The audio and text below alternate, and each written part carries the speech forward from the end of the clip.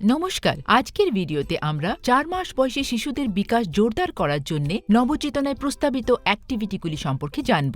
১০ নম্বর home ভিজিটে যাওয়ার আগে দয়া করে এই ভিডিওটি অবশ্যই দেখুন। হোম ভিজিটের সময় প্রথমে অভিভাবককে ৪ মাস অনুযায়ী শিশুর বিকাশের পরবর্তী ধাপ সম্পর্কে জানান।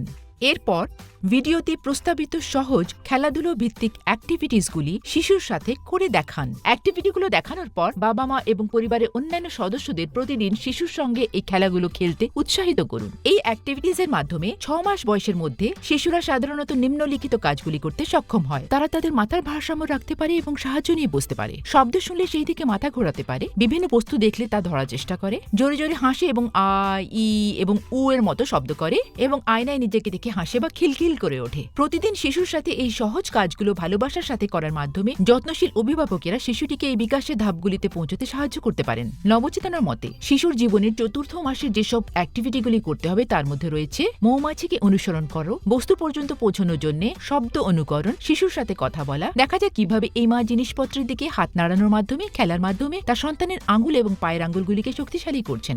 বেবি, তোমার এটা চাই? নাও এটা। এটা এখানে নয়, এটা নাও। চেষ্টা করো। ভালো বেবি, মা তোমাকে দেখছে। হ্যাঁ, নিয়মিত এই সহজ কাজগুলো করার মাধ্যমে যত্নশীল অভিভাবকেরা জীবনের প্রথম ৩ বছরে শিশুর বিকাশে জোরালো সহায়তা প্রদান করতে পারেন।